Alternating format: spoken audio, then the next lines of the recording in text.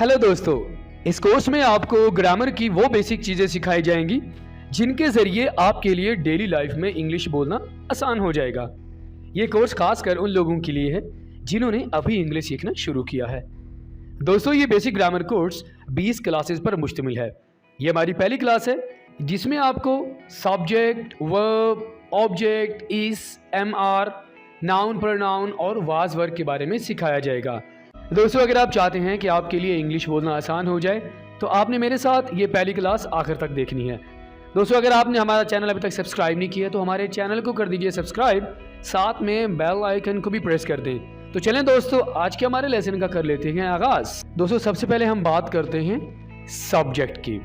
आपको ये चीज़ सीखनी है कि सब्जेक्ट क्या होता है, क्योंकि अगर आपको ये पता चलेगा कि सब्जेक्ट फिक्रे के अंदर क्या होता है, उसने क्या करना होता है, आपके लिए फ़िक्रे बनाना आसान हो जाएगा। तो सब्जेक्ट की डेफिनेशन क्या है कि फ़िक्रे में किसी भी काम के करने वाले को सब्जेक्ट कहा जाता है। दोस्तों, सुबह से लेके शाम तक आप कितने सारे काम करते हैं, ठीक है? तो वो जो काम आप करते हैं उन कामों को करने वाला कोई ना कोई तो होता है, वो आप खुद होते हैं। आप काम को परफॉर्म कर रहे होते हैं, यानी आप काम को कर रहे होते हैं। तो काम बगैर फाइल के यानी बगैर सब्जेक्ट के कभी भी नहीं होता। तो जो काम को करने वाला होता है उसे हम क्या कहते हैं? सब्जेक्ट कहते हैं। सिंपल सी बात है, ठीक है? तो काम करने वाले को हम क्या कहेंगे? सब्जेक्ट कहेंगे। एग्जाम्पल्स देख लेते हैं ताकि आप थोड़ा सा ज्यादा इसको बेहतर समझ सकें। वो पानी पीता है, ही ड्रिंक्स वाटर। वो पानी पीता है। पानी खुद ब खुद नहीं पिया जा सकता, ठीक है, बल्कि उसको पीने वाला कोई ज़रूर होना चाहिए। तो यहाँ पर पानी कौन पी रहा है? ही, ठीक है? तो ये हमारे पास वो पानी पीता है, ये आ गया हमारे पास ही जो है, ये हमारे पास सब्जेक्ट आ गया, क्योंकि पानी को वो पी रहा है, तो काम को एक परफॉर्म कर रहा है, ठीक है? वो चाय पीती है, शी टेक्स टी, ये हमारे पास ऑब्जेक्ट है, इसको भी हम डिस्कस करेंगे।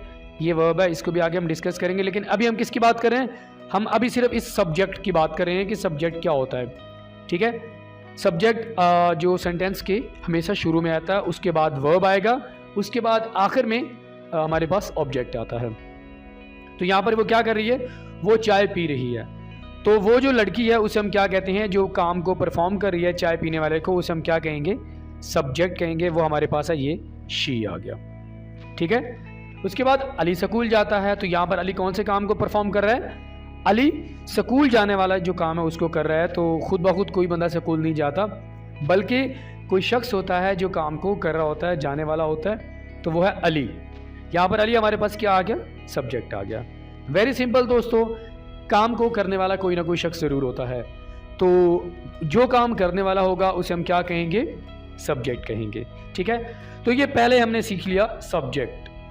सेंटेंस का दूसरा हिस्सा दोस्तों आता है वर्ब, जो कि सब्जेक्ट के बाद आता है। अब ज़रा हम वो भी सीख लेते हैं, लेकिन उससे पहले हमें ये सीखना है कि सब्जेक्ट की कितनी अक़साम होती हैं, ठीक है? मतलब सिंगुलर सब्जेक्ट भी होता है और प्लूरल सब्जेक्ट भी होता है। सिंगुलर सब्जेक्ट जैसा कि आप सिर्फ एक शख्स के बारे में बात करने के लिए यूज़ करते हैं, वो हमारे पास हैं आई, ही, शी, इट, ये हमारे पास है सिंगुलर सब्जेक्ट। और वी, यू, दे, ये हमारे पास हैं प्लूरल सब्जेक्ट, यानी हम दो से ज़्यादा लोगों के लिए भी इनको यूज़ कर सकते हैं, ठीक है? तो हमारे पास जो टोटल सब्जेक्ट हैं वो हैं ये आई, मैं, वी, हम में ज़्यादा लोग भी हो सकते हैं, यू, तुम। अब ये जो यू है दोस्तों, इसे आप सिंगुलर और प्लूरल दोनों लिहाज से यूज़ कर सकते हैं। वो कैसे? जैसे कि आपका जो टीचर है वो क्लास के अंदर एंटर होता है, तो वो क्या करता है? वो कहता है हाउ आर यू। वो कभी भी हर एक को स्पेसिफाई करके नहीं बोलता। तो हाउ आर यू का मतलब क्या होता है कि वो पूरी क्लास से पूछ रहा होता है कि तुम सब कैसे हो। तो इसे हम सिंगुलर और प्लूरल दोनों लिहाज से यूज़ कर सकते हैं। दे जमा के लिए इस्तेमाल होता है जब हम दो से ज़्यादा लोगों के बारे में बात करें। शी लड़की के लिए इस्तेमाल होता है। और इट गैर जानदार चीज़ें जैसा कि पंखा और टेबल, लैपटॉप या कोई एनिमल है, उसके लिए हम इट का इस्तेमाल करते हैं। ही ये लड़के के लिए इस्तेमाल होता है, ठीक है दोस्तों? यहाँ पर हमने सब्जेक्ट को सीख लिया। अब हम बात करते हैं जी वर्ब की। वर्ब क्या होता है? जो कि सब्जेक्ट के बाद आता है। सबसे पहले इसकी डेफिनेशन देखते हैं। वो फेल जो किसी काम के करने या होने को जाहिर करे। फेल दोस्तों ये चीज़ आपने देखनी है, यहाँ पर फेल ये किसी ना किसी काम को ज़ाहिर करेगा। जैसा कि मैंने आपको बताया, सुबह से लेके आप हज़ारों काम करते हैं, तो काम को एक जो करने वाला होता है उसे हम सब्जेक्ट कहते हैं। तो जो फेल होता है, जो कोई एक्शन होता है, जो कोई काम होता है, ठीक है, जिसे आप कर रहे होते हैं उसे हम क्या कहते हैं, उसे हम फेल कहते हैं। मसलन आप खाने वाला काम कर रही हैं, आप पीने वाला काम कर रहे हैं, आप सोने वाला काम कर रहे हैं, आप जाने वाला काम कर रहे हैं, हज़ारों काम है जो आप करते हैं। तो इन चीज़ों को हम क्या कहते हैं, वर्ब कहते हैं। ठीक है, एग्जाम्पल देख लेते हैं। वो पानी पीता है, ही ड्रिंक्स वाटर। अब यहाँ पर हमने इसको डिस्कस कर लिया दोस्तों, ये हमारे पास क्या है, सब्जेक्ट है। अब सब्जेक्ट के बाद क्या आता है, वर्ब आता है, इसे हमने अब डिस्कस करना है। तो वर्ब यहाँ पर क्या है, वो पानी पीता है। यहाँ पर जो पीने वाला जो काम है वो किया जा रहा है, ठीक है, पीने वाला काम यहाँ पर किया जा रहा है। तो इसके लिए हम क्या वर्ब यूज करेंगे, ड्रिंक्स। तो क्या कहेंगे हम, ही ड्रिंक्स वाटर, वो पानी पीता है। ठीक है दोस्तों, और एग्जाम्पल देखते हैं। वो चाय पीती है, यहां पर भी कौन सा जो एक्शन है वो परफॉर्म किया जा रहा है, पीने वाला। तो हम चाय जो पीने वाला एक्शन है उसके लिए हम क्या यूज करेंगे, टेक्स। She takes T. अब यहां पर वो जो एक्शन परफॉर्म कर रही है वो एक्शन है पीने वाला। ठीक है दोस्तों, अली स्कूल जाता है, तो यहां पर जो अली एक्शन परफॉर्म कर रहा है दोस्तों, वो जाने वाला परफॉर्म कर रहा है। दोस्तों बड़ी सिंपल सी बात है, सिंगुलर सब्जेक्ट यानी इट, ही, शी, इनके साथ हम वर्ब के एंड में एस का इजाफा करते हैं। तो यहाँ पर इसलिए हमने एस का इजाफा किया हुआ है। हम क्या कहेंगे, अली गोज टू स्कूल। ठीक है दोस्तों, वर्ब क्या होता है, जो किसी एक्शन को ज़ाहिर करे। और ये हमने नंबर 2 जो हमने डिस्कस कर लिया है, पहले सब्जेक्ट, उसके बाद वर्ब। अब हमने दोस्तों इसको डिस्कस करना है कि ये ऑब्जेक्ट क्या होता है। अब ज़रा वो भी देख लेते हैं कि फ़िक्रे के अंदर किसी भी चीज़ या शख्स जिस पर काम किया जाए, ठीक है, तो ऐसा हो नहीं सकता कि आप किसी चीज़ पर काम ना कर रहे हो। मसलन आप किसी को मार रहे होते हैं, तो कोई ना कोई आगे आपके सामने शख्स होता है जिसको आप मार रहे होते हैं, या आप किसी चीज़ को पी रहे होते हैं, तो आप किस चीज़ को पी रहे हैं, ठीक है। अगर आप सफ़र कर रहे हैं तो आप किस जगह पे सफ़र कर रहे हैं, तो आप उस चीज़ को मेंशन करते हैं, उसे हम कहते हैं ऑब्जेक्ट। ठीक है, ऑब्जेक्ट क्या होता है, जिस चीज़ पर काम हो रहा होता है। मसलन ये देखें, वो पानी पीता है, ये हमारे पास आ गया वो सब्जेक्ट, ये पीता ये हमारे पास एक्शन आ गया, और जो पानी है इसको पिया जा रहा है। मतलब क्या है कि इस पर जो है ये काम हो रहा है, इसी एक्शन के ऊपर काम हो रहा है, तो इसे हम क्या कहेंगे, ऑब्जेक्ट कहेंगे। ऑब्जेक्ट हमेशा सेंटेंस के आखिर में आएगा। ठीक है, तो जिस चीज़ या शख्स पर काम होगा उसे हम क्या कहेंगे, ऑब्जेक्ट कहेंगे। वो चाय पीती है, शी टेक्स टी। तो यहाँ पर हमारे पास जो ऑब्जेक्ट होगा वो क्या होगा, यहाँ पर टी होगा, क्योंकि चाय को पिया जा रहा होता। अगर यहाँ पर दोस्तों मैं ये कह दूँ कि शी टेक्स, अगर सिर्फ मैं ये वाला फिक्रा बोलूँगा तो आपको समझ नहीं आएगी कि मैं किस चीज़ की बात कर रहा हूँ, कि मैंने किस चीज़ को पिया या उसने किस चीज़ को पिया। ठीक है, तो उसके लिए हमें ऑब्जेक्ट की ज़रूरत होती है। यहाँ पर हमने जब ऑब्जेक्ट को लगा दिया तो हमारी बात क्लियर हो गई है और हमारा सेंटेंस भी कंप्लीट हो गया। अली स्कूल जाता है, यहाँ पर हमारे पास ये ऑब्जेक्ट है, अली गोज टू स्कूल। ठीक है दोस्तों यहाँ पर एक चीज़ मैं आपको बताता चलूँ कि ये जो चीज़ें मैं आपको सिखा रहा हूँ ये आपके लिए हेल्पफुल साबित होंगी आपकी स्पीकिंग के लिए। आपको ग्रामर की जो डीप चीज़ें हैं वो आपको यहाँ पर इन क्लासेस में नहीं सिखाई जाएंगी। सिर्फ आपको वो चीज़ें सिखाई जाएगी जिनको यूज़ करके या जिनको सीख कर आप बेहतर इंग्लिश बोलना सीख सकें। ठीक है दोस्तों, आगे हमारे पास है जी एडजेक्टिव्स। एडजेक्टिव्स क्या होता है, इसका माना होता है खूबी या सिफत। ठीक है, तो सेंटेंस के अंदर अगर आप किसी चीज़ या शख्स की कोई खूबी या खामी बयान कर रहे हैं उसे हम कहते हैं एडजेक्टिव। एडजेक्टिव का काम क्या होता है, किसी शख्स की या किसी चीज़ की खूबी या खामी को बयान करना। जैसा कि हम रोज़मर्रा ज़िंदगी में लोगों की तारीफ़ें भी करते हैं और उनकी जो खामियाँ होती है वो भी डिस्क्राइब करते हैं, तो हम एडजेक्टिव्स को यूज़ करते हैं। ठीक है, तो एडजेक्टिव्स का काम क्या होता है, खूबी या खामी को बयान करना। मज़ीद हम एग्जाम्पल्स देख रहे हैं ताकि हम इसको समझ सकें। आसिम प्यारा है, यहाँ पर मैंने आसिम की खूबी बयान की है, तो अगर मैंने आसिम की खूबी बयान करनी है तो मुझे उसके लिए एडजेक्टिव का यूज़ करना है। तो यहाँ पर मैंने क्या किया, मैंने एडजेक्टिव का यूज़ किया। मैंने कहा जी आसिम इज़ ब्यूटीफुल, तो एडजेक्टिव को यूज़ करके, जो कि ये जो नाउन आसिम है, हम नाउन के बारे में भी बात करेंगे। यहाँ पर मैं जो नाउन आसिम है उसकी मैं क्वालिटी बता रहा हूँ कि वो प्यारा है। ठीक है, हम तेज़ दौड़ते हैं, यहाँ पर क्वालिटी बताई जा रही है कि तेज़ दौड़ने वाली एक क्वालिटी है, तो यहाँ पर हमने क्या यूज़ किया, वी रन फास्ट। यहाँ पर हमने फास्ट एडजेक्टिव को यूज़ किया है ये बताने के लिए कि हम तेज़ दौड़ते हैं। वो एक सुस्त इंसान है, he is a dull man. यहाँ पर हमने डल एडजेक्टिव को यूज़ किया।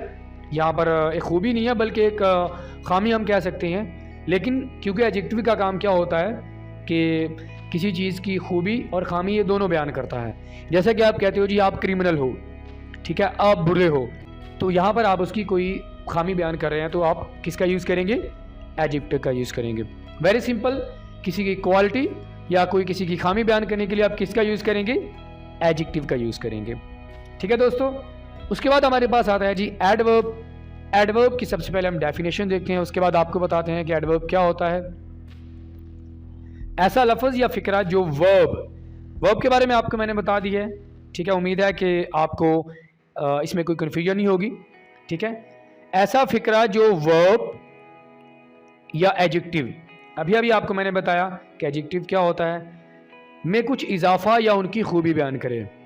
अब एडवर्ब का काम क्या होगा कि आपके पास एक वर्ब होगा या एडजेक्टिव होगा, ये उनमें कुछ ना कुछ इजाफा करेगा, मतलब उनमें पहले से कोई चीज़ होगी, लेकिन जैसा कि हम करते हैं ना कि किसी काम में कोई इजाफा कर देते हैं, किसी की तारीफ़ में हम इजाफा कर देते हैं, किसी की खूबी बयान करने में हम इजाफा कर देते हैं, तो एडवर्ब का काम ये होता है कि किसी चीज़ में उसने इजाफा करना होता है। तो इजाफा करने के लिए हम किसको यूज़ करेंगे, एडवर्ब को यूज़ करेंगे।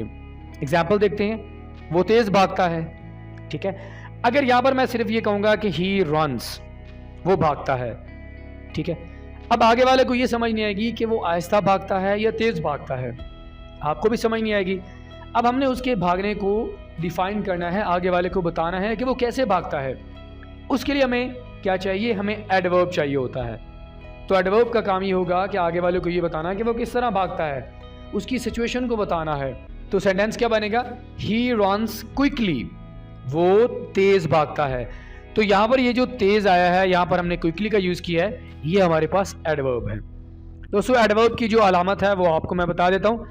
90% एडवर्ब के आखिर में आपको ly नज़र आएगा, जैसा कि आपके सामने है, क्विकली, केयरफुली, कंप्लीटली, टोटली। ठीक है, तो आपको वर्ड के एंड में अगर ly नज़र आ जाएगा तो वो क्या होगा, एडवर्ब होगा। 10% ऐसे भी वर्ड्स हैं जिनके एंड में हमें ly नज़र नहीं आता, लेकिन वो भी एडवर्ब होते हैं। ठीक है, आगे एग्जांपल देखते हैं, वो एहतियात से गाड़ी चलाती है, शी ड्राइव्स केयरफुली। यहाँ पर हमने क्या यूज़ किया है, केयरफुली को यूज़ किया है। सिंपली अगर हम ये कह देते हैं कि शी ड्राइव्स, वो चलाती है, तो हमें ना पता चलता कि वो किस तरह चलाती है। एडवर्ब ने आके ये बता दिया है कि वो बड़े एहतियात के साथ गाड़ी चला रही है, शी ड्राइव्स केयरफुली। अगर यहाँ पर हम लगा देते हैं शी ड्राइव्स स्लोली, वो आहिस्ता गाड़ी चलाती है, तो ये एडवर्ब का काम होता है बताना कि कोई काम किस तरह हो रहा है। वो बहुत लंबा है, ही इज़ वेरी टॉल। ठीक है, तो टॉल ये हमारे पास एडवर्ब है जिसने आकर ये बता दिया कि Asim is very tall, Ali is very tall, उनकी कोई जो सिचुएशन है उसके बारे में आकर उसने बता दिया। ये हमें क्या बताएगा, एडवर्ब। तो एडवर्ब का काम क्या होता है कि कोई इजाफा कर देना, वर्ब में या एडजेक्टिव में आकर ये इजाफा कर देता है। ठीक है दोस्तों, अब हम बात करते हैं कुछ और चीज़ों की जो कि हमारे लिए बहुत ज़्यादा ज़रूरी होती है सीखना। उनमें से सबसे पहले है जी नाउन। नाउन क्या होता है, सिंपल सी बात है दोस्तों, दुनिया में हज़ारों चीज़ें हैं, उन हज़ारों चीज़ों के जो नाम होते हैं उसे हम कहते हैं नाउन। आपके इर्द गिर्द जितनी चीज़ें पाई जाती हैं ना, उनका कोई ना कोई नाम होता है। सिंपल सी बात है, ये चीज़ आपने अपने माइंड में रखनी है। तो उसे हम क्या कहते हैं, नाउन। मसलन अभी आप देखें आपके सामने क्या कुछ पड़ा हुआ है, जैसा कि मेरे सामने लैपटॉप पड़ा हुआ है, टेबल है, मोबाइल है, बैग है, चेयर है। तो अब इनके नाम हैं, मैं इनको नाम से पुकार रहा हूँ। ठीक है, हर एक चीज़ का एक नाम होता है, उसे हम क्या कहते हैं, नाउन। ठीक है, तो वो लफ्ज़ जो किसी ख़ास शख्स, जगह या चीज़ के लिए इस्तेमाल हो, ठीक है, उसे हम क्या कहते हैं, नाउन कहते हैं। जैसा कि बुक, किताब, कराची किसी शहर का नाम भी हो सकता है, किसी लड़की का नाम या लड़के का नाम भी हो सकता है, आमना, कलम, पेंसिल, सूरज, सन, कुत्ता जिसे हम डॉग कहते हैं। हर चीज़ का नाम, हर वो ख़ास चीज़ या ख़ास शख्स, ठीक है, या ख़ास जगह, उसका कोई नाम होता है, उसे हम क्या कहते हैं, नाउन कहते हैं। बड़ी सिंपल सा कॉन्सेप्ट आपने ज़हन में रखना है। आप केयर की जितनी भी चीज़ें पढ़ी हैं आप ये सोचें कि यार इसका भी नाम है, इसका भी नाम है, तो ये नाउन हुआ। बड़ी सिंपल चीज़ आपने अपने माइंड में रख लेनी है। उसके बाद प्रोनाउन। अच्छा, ये चीज़ समझना भी आपके लिए बहुत ज़रूरी है। वो कैसे? बाज़ औक़ात ये होता है दोस्तों, हम किसी का जो नाम है ना, हम उसको सेंटेंस के अंदर यूज़ कर करके थक जाते हैं। मसलन मैं कहता हूँ जी Assam is great, Assam is beautiful, Assam Assam Assam Assam. तो एक पैराग्राफ जो 3-4 लाइन्स का होता है, मैं उसमें 10 दफ़ा एक बंदे का नाम बार बार जिक्र कर देता हूँ। तो बार बार जिक्र करके आप थक जाते हो। अब आप क्या करना चाहते हो? आप उसकी जगह पे कुछ और चीज़ यूज़ करना चाहते हो। आप उस बंदे का नाम नहीं मेंशन करना चाहते, तो उसकी जगह पे आप कोई और जो वर्ड है उसे यूज़ करते हैं ताकि उसकी तरफ आप कोई मतलब इशारा कर सकें। तो उसे हम कहते हैं जी प्रोनाउन। प्रोनाउन क्या होता है? ये वो लफ्ज़ है जो किसी नाउन की जगह पे इस्तेमाल किया जाए। मसलन आसम को आपने एक दफ़ा इस्तेमाल कर दिया, अब पूरे जो पैराग्राफ होगा उसमें आप क्या यूज़ करोगे? उसके जो प्रोनाउन होगा उसको आप यूज़ करेंगे। आप कहेंगे ही। लड़की के लिए आप शी का यूज़ करेंगे, ठीक है, ताकि नाउन को बार बार बोलना ना पड़े। नाउन क्या होता है जी? आसिम को आप या अली को आप बार बार मेंशन नहीं करना चाहते, तो वहाँ पर आप जो है उसके जो प्रोनाउन होते हैं उसको आप यूज़ करेंगे। जैसे कि हमारे पास एग्जांपल देख लें, अली इज़ अ बॉय, ठीक है। अब यहाँ पर देखें हमारे पास क्या है, ये अली नाउन हमारे पास, ठीक है। तो आगे वाला जो सेंटेंस है मैं उसमें अली का यूज़ नहीं करना चाह रहा, मैं चाहता हूँ कि कुछ हमारे पास कोई और डिफरेंट वर्ड हो, तो मैंने उसका जो प्रोनाउन है मैंने ही को यूज़ कर दिया, ठीक है। इस तरह हमारे पास है जी सना इज़ ब्यूटीफुल। यहाँ पर सना का नाम मैंने मेंशन कर दिया, ये हमारे पास नाउन है, ठीक है। तो आगे मैंने उसका जो प्रोनाउन है उसको यूज़ कर दिया, मैंने शी का यूज़ कर दिया, ठीक है। इस तरह हमारे पास है जी आसिम इज़ अ टीचर। तो आगे वाला जो सेंटेंस है उसमें मैंने सोचा कि नहीं, मैं अब आसिम का नाम मेंशन नहीं करूँगा, बल्कि मैं उसकी जगह पे कोई और वर्ड यूज़ करूँगा, तो वो है जी ये प्रोनाउन ही। सिंपल सी बात है, अगर आप किसी चीज़ का या किसी जगह का, किसी शख्स का, बल्कि ये ख़ास तौर पर शख्स के लिए होगा, अगर आप उसका नाम बार बार मेंशन नहीं करना चाहते, बार बार नहीं बोलना चाहते, तो उसकी जगह पे आप प्रोनाउन का इस्तेमाल करते हैं। बहुत ही सिंपल सी चीज़ है। ओके दोस्तों, अब हम बात कर लेते हैं कुछ और इम्पोर्टेंट चीज़ों की जो कि आपकी स्पीकिंग के लिए बहुत ज़्यादा हेल्पफुल साबित होंगी। उसमें हमारे पास सबसे पहले है इज़ का इस्तेमाल समझने से पहले हमें इसकी डेफिनेशन का पता होना चाहिए। मौजूदा ज़माने में जब किसी शख्स की खूबी बतानी हो या किसी चीज़ का वजूद बताना हो, तब हम इसका इस्तेमाल करेंगे। दोस्तों याद रखना है, मौजूदा ज़माने से मुराद क्या होता है? जब भी आपके सामने मौजूदा ज़माना आए तो इसका मुराद क्या होगा? Present indefinite tense. ये जो आपको कुछ चीज़ें सिखाई जा रही हैं, मोस्टली ये प्रेजेंट इंडेफिनिट टेंस का जो ज़माना है उसमें इस्तेमाल होती हैं, ठीक है। तो इसका इस्तेमाल हम कब करेंगे? मौजूदा ज़माने में, यानी प्रेजेंट इंडेफिनिट टेंस में। किस चीज़ के बारे में बताने के लिए? किसी शख्स की अगर आपने खूबी बतानी है, किसी चीज़ की आपने वजूद के बारे में बात करनी है, तब आप इसका इस्तेमाल करेंगे। इसका जो सेंटेंस होगा उसके आखिर में क्या आएगा? उर्दू में है। जैसा कि वो खिलाड़ी है, वो आसिम है, वो एक आदमी है, टीचर शरीफ है, अली झूठा है, वो खुश है, वो अच्छा है, एक्सेट्रा। तो देखा आपने, सेंटेंसेस के आखिर में आपको है नज़र आएगा। तो जहाँ पर आपको है नज़र आएगा वो क्या होगा? इज़ होगा, ठीक है। अब हम इसकी कुछ एग्जांपल्स इंग्लिश में देख लेते हैं ताकि हम इंग्लिश में भी थोड़ा सा समझ लें। He is Asim, he is happy, he is good, he is sad, Ali is liar, he is a man, ठीक है। यहाँ पर आपने एक चीज़ और समझ लेनी है दोस्तों, इसका इस्तेमाल मौजूदा ज़माने में वाहिद के साथ किया जाएगा। ये वाहिद क्या है? आपको मैं सब्जेक्ट्स के बारे में बता चुका हूँ कि दो तरह के सब्जेक्ट्स होते हैं, सिंगुलर और प्लूरल। सिंगुलर में ही शी इट आता है और प्लूरल में आई वी यू दे। तो जो इज़ है इसके साथ आप सिर्फ और सिर्फ सिंगुलर सब्जेक्ट का इस्तेमाल करेंगे, इसके अलावा आप कोई और सब्जेक्ट इसके साथ इस्तेमाल नहीं करेंगे, ठीक है। जैसे कि हमारे पास एग्जांपल मौजूद हैं, वो बिल्ली है, ठीक है, इट इज़ अ कैट, वो किताब है, इट इज़ अ बुक, वो फ़कीर है, ही इज़ अ बैगर। तो इसके साथ आप सिंगुलर सब्जेक्ट यानी ही शी इट का इस्तेमाल करेंगे और इसे हम मौजूदा वक़्त में इस्तेमाल करेंगे। उम्मीद है दोस्तों ये आपको समझ आ गया होगा। अब हम आगे मूव करते हैं। एम का माना होता है हूँ। जैसे कि आप कहते हैं मैं डॉक्टर हूँ, मैं खिलाड़ी हूँ, मैं टीचर हूँ, मैं कुक हूँ, मैं हाउसवाइफ हूँ। तो आपको सेंटेंस के आखिर में क्या नज़र आ रहा है? हूँ। उसके लिए आप कौन सा वर्ड यूज़ करते हैं? उसके लिए आप जो हेल्पिंग वर्ब यूज़ करते हैं वो है एम, अब किसका इस्तेमाल करेंगे दोस्तों? आप इस जो तर्जुमा है उसके लिए आप एम का इस्तेमाल करेंगे। वही बात आ गई है दोस्तों, इसका इस्तेमाल भी मौजूदा ज़माने में होगा, यानी प्रेजेंट इंडेफिनिट टेंस में इसका इस्तेमाल होगा। ठीक है, इसके साथ हम आई सब्जेक्ट का इस्तेमाल करेंगे। दोस्तों ये चीज़ आपके लिए समझना बहुत ज़रूरी है। एम के साथ हम सिर्फ एक सब्जेक्ट का यूज़ करेंगे, वो है आई। इसके अलावा हमारे पास जितने भी सब्जेक्ट्स हैं उनका इस्तेमाल हम जो है एम के साथ नहीं करेंगे। सिर्फ किसका इस्तेमाल करेंगे? हम आई का इस्तेमाल करेंगे, वो भी किसके साथ? एम के साथ। याद रखिएगा, ये चीज़ आपके लिए अपने माइंड में रखना बहुत ज़रूरी है। एग्जाम्पल देखते हैं। आई एम अ टीचर, मैं उस्ताद हूँ। आई एम हार्ड वर्किंग, मैं मेहनती हूँ। आई एम पुअर, मैं गरीब हूँ। मैं एक लड़की हूँ। आई एम अ गर्ल, मैं ज़हीन हूँ। आई एम इंटेलिजेंट, मैं तालिब इल्म हूँ। I am student.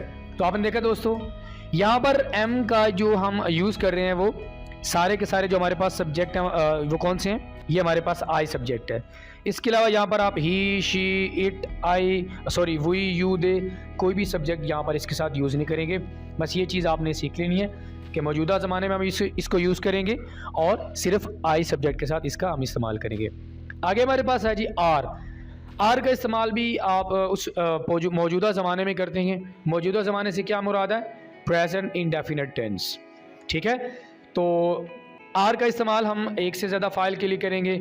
मतलब हमारे पास जब एक से ज़्यादा लोग होंगे या चीज़ें होंगी, उनके बारे में अगर हम बात करना चाहते हैं तो हम आर का इस्तेमाल करेंगे। ठीक है, जैसा कि वो खिलाड़ी हैं, वो तालिब इल्म हैं, वो कुक हैं, वो इंजीनियर्स हैं, वो उस्ताद हैं। तो हूँ और हैं, ये थोड़ा सा इसमें फ़र्क है। तो इसके आखिर में आ जाएगा हैं, और जो एम है उसके आखिर में क्या आएगा? हूँ आएगा। तो ये दोनों में थोड़ा सा फ़र्क है। बाकी इसका इस्तेमाल भी प्रेजेंट डेफिनेट टेंस में होगा, और इसके साथ जो फ़ाइल इस्तेमाल करेंगे वो हम एक से ज़्यादा, यानी कि हम जब 2 या 3 लोगों की या इससे ज़्यादा की बात करेंगे तो हम आर का इस्तेमाल करेंगे। एग्जाम्पल देख लेते हैं। यू आर बॉय, तुम क्या हो? लड़के हो। ठीक है, यू आर गर्ल, तुम लड़की हो। यू आर स्टूडेंट, तुम तालिब इल्म हो। यू आर टीचर, तुम उस्ताद हो। यू आर हार्ड वर्किंग, तुम मेहनती हो। यू आर हैप्पी, तुम खुश हो। तो यू के साथ आप इस्तेमाल करेंगे। इसके अलावा हमारे पास और भी सब्जेक्ट हैं। We, they, we are student, we are student, हम क्या हैं? तालिब इल्म हैं। और क्या है हमारे पास? दे आर इंटेलिजेंट, वो ज़हीन हैं। दे आर टीचर्स, वो उस्ताद हैं। तो जो प्लूरल सब्जेक्ट्स हैं उनके साथ हम आर का इस्तेमाल करेंगे। बाकी इसके अलावा हम आर का इस्तेमाल किसी और सब्जेक्ट के साथ नहीं करेंगे, क्योंकि आर जो है एक से ज़्यादा जो चीज़ें हैं या लोग हैं उसके बारे में बात करने के लिए यूज़ किया जाता है। दोस्तों अब हम बात कर लेते हैं वाज और वर की। वाज का इस्तेमाल हम माजी में करते हैं, यानी पास्ट में हम इसका इस्तेमाल करते हैं। किसी भी काम के बारे में अगर आपने बताना हो माजी में, पहले हमने जो भी आपको समझाया है दोस्तों, वो हमने उन चीज़ों के बारे में बात की है जो हम मौजूदा ज़माने में यूज़ करते हैं। लेकिन अब क्या है, हम पास्ट के बारे में अगर हम बात करना चाहते हैं तो हम किस तरह करेंगे? हम वाज का इस्तेमाल कर सकते हैं। इसकी अलामत क्या होगी? वो था, वो थी, वो थे। जैसा कि आप कहते हैं कि वो स्टूडेंट थे, वो टीचर थे, वो ज़हीन थे, वो घर पे थे। इस तरह की जो अगर हम बात करते हैं तो हम किसका इस्तेमाल करेंगे? हम वाज का इस्तेमाल करेंगे। वाज का इस्तेमाल आप सिंगुलर सब्जेक्ट के साथ करेंगे। सिंगुलर सब्जेक्ट्स कौन कौन से हैं? आई, ही, शी, इट। यह आपने अपने ज़हन में रखना है, क्योंकि अगर आपको सब्जेक्ट समझ आ जाएगी तो इस आपके लिए आगे सेंटेंसेस बनाना आसान हो जाएगा। ठीक है, एग्जाम्पल देखते हैं। ही वॉज एट होम, वो घर पे था। तो यहाँ पर हमने जो सिंगुलर सब्जेक्ट है उसके साथ वाज का इस्तेमाल किया। इट वॉज माई बाइक, ये मेरी बाइक थी, ये भी सिंगुलर सब्जेक्ट है। वो स्कूल में थी, she was in the school, ये एक बिल्ली थी, it was a cat. I was in the room, मैं कमरे में था। ही वॉज अ बॉय, वो एक लड़का था। तो वाज का इस्तेमाल पास्ट में करेंगे किसी भी काम के बारे में बात करने के लिए, और इसके साथ हम सिंगुलर सब्जेक्ट्स यूज़ करेंगे। इसके अलावा हम कोई और सब्जेक्ट इसके साथ इस्तेमाल नहीं करेंगे।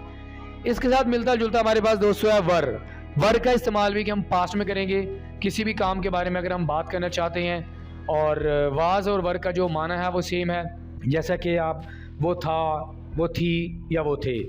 तो वाज और वर में ये तो दोनों चीज़ें सेम है, दोनों को हम पास्ट में इस्तेमाल करते हैं। क्या चीज़ इन दोनों में मुख्तलिफ है?